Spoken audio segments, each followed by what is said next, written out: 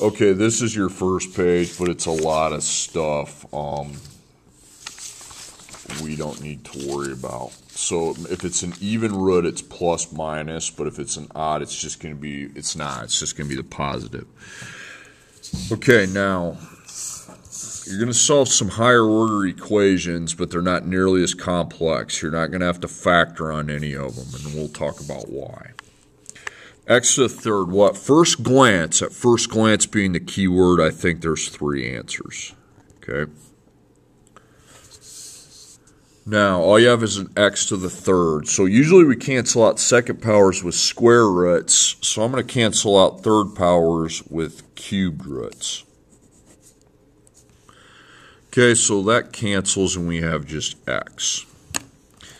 Now, how do you find a cubed root? You take 125 to the 1/3 power. Okay, that's how to find a cubed root.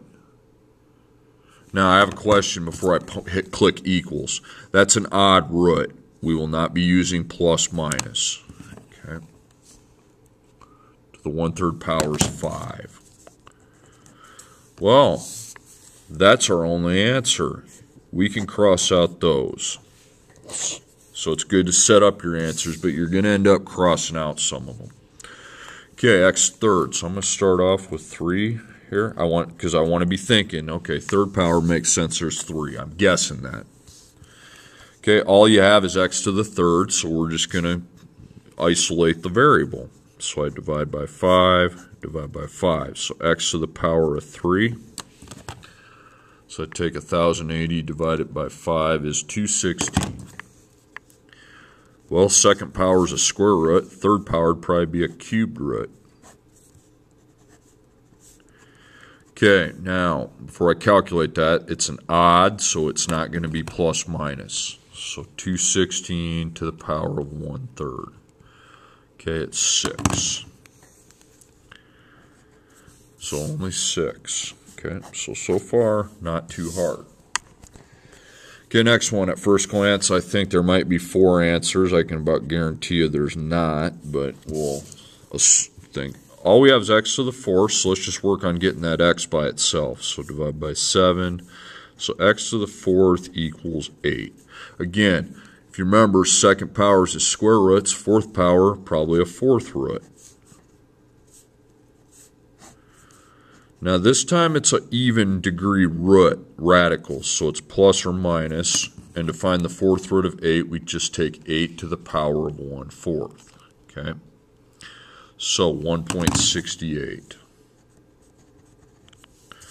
So 1.68 and negative 1.68, and the other 2 don't exist. Okay, next one. At first glance, I think there might be 3. Never know. X third's all we have, so I'm minus 40 and minus 40. So 5x to the third equals negative 15. Divide by 5, divide by 5, so x. So it's going to be negative x to the third, sorry. It's negative 3. Now I'm going to cube root. Now I might have some people wondering, do you have to bring out the I? No, you don't. If your root's even, you got to bring out the I. But if it's odd, you don't, and I'm going to prove why. So I'm going to find the cube. If the I is needed, it's going to say domain error, okay? This one I don't believe will. So I take negative 3 and raise that to the power of 1/3. That's how to find a cubed root, okay? So it's negative 1.44. You don't need the plus minus because it's odd. So really there's just one answer, okay? If I would have needed the I, the calculator would have told me it was a domain error, okay? And I would have done the I, but it wasn't. If you square root of negative, it says domain error. Okay, this is a third power up here, okay? It's a third power. At first glance, I think we have 3 answers, okay? Now, it's a little different. We have a whole parentheses to the third power, so I think we're going to use the q. So q to the third equals 70. So to get a third power, we're just going to do a cubed root. That cancels. Now it's odd, so a plus minus is not needed. Okay, so I take 70 to the 1/3 power. Gives me 4.12. Now, there's no need to make the chart because it wasn't equal to a positive and a negative. It's only equal to a positive. So what I do is just bring back the x plus 10. Just one equation is all I need. I don't need to make the little table. If there's a plus minus, I would, but there's not. Okay, so I take 4.12 minus 10, and that's going to be negative 5.88. Okay, so that's my only answer to that problem. Okay, next problem. Well, you're like, what the heck is this? 9x to the 2/5 power equals 36. It's actually not a hard problem to solve. Now you're like, well, how many answers do I list out? At least I should know that. Well, you kind of ignore the 5 and look at the 2. So if that 5 went there, it'd be x seconds. So I'm assuming there's 2 answers.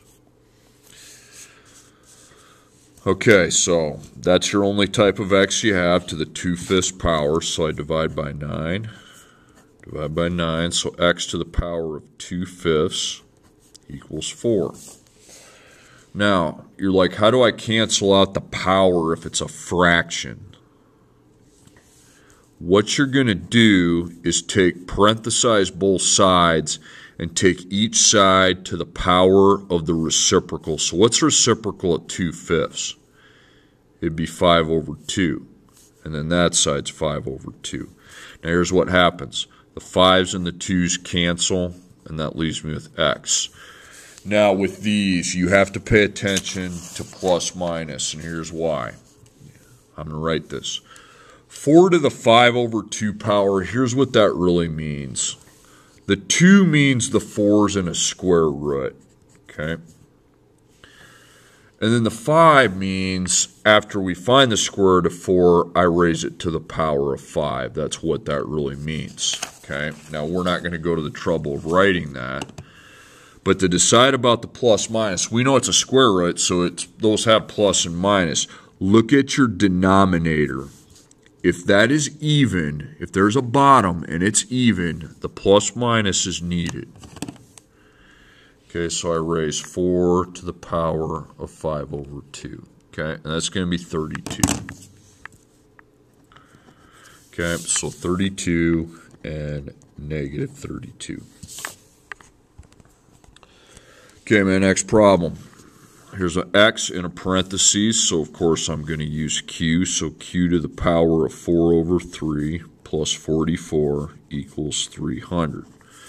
Now let's work on getting the q by itself, so minus 44.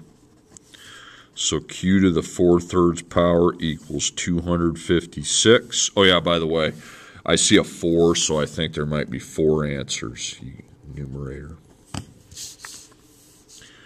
Okay, so now what I do is I take both sides to what's called the power of the reciprocal. So 3 over 4, 3 over 4. Now when I'm doing that, when I have a fraction, I got to concentrate on the bottom, and that's even, so the plus minus is needed because it's the 4th root of 265, and then that's raised to the power of 3.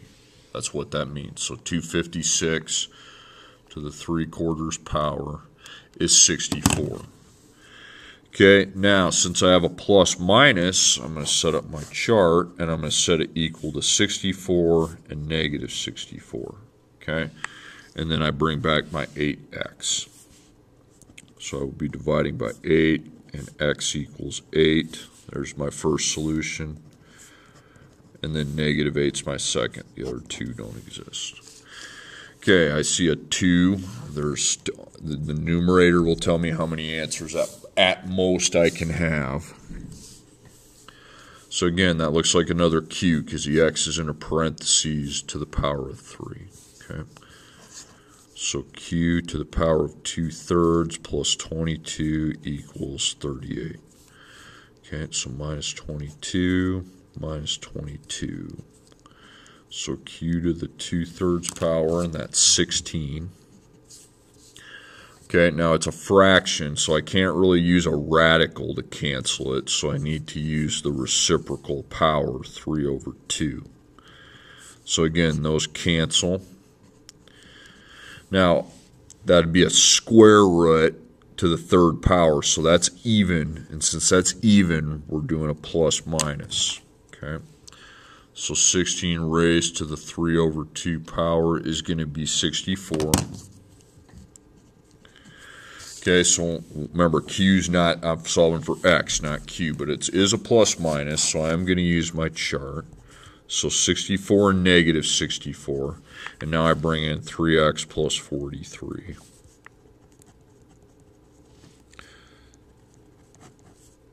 This is really not the easiest assignment, not going to lie. So I divide by 3, and we get 7. Okay, now I go the other way. 3x equals negative 107. Okay, so negative 107 divided by 3. I got a decimal, negative 35.6 repeating. That's all right. Okay, now let's look at the problems. That's an easy one. You're just going to do a cubed root. And remember, on your calculator, find that it's a 1/3 power, no plus or minus. Here you'd use the q. Okay, to solve for q, you need to do a 4th root over the top.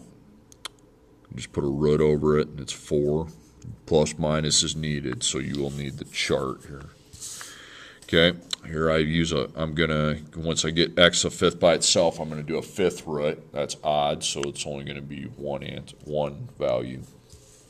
Here's when I have to start doing reciprocals, so 3/5, 3/5. Remember on this side, pay attention to what your bottom is. That tells you if you need the plus minus. Likewise on that, likewise on that. Okay, we're going to need the q. You might need the chart, you might not, because you're going to have to flip that to 4 over 3. 4 over 3, the bottom's probably 3. That's odd. Probably not going to need to do the chart. And then q is needed here.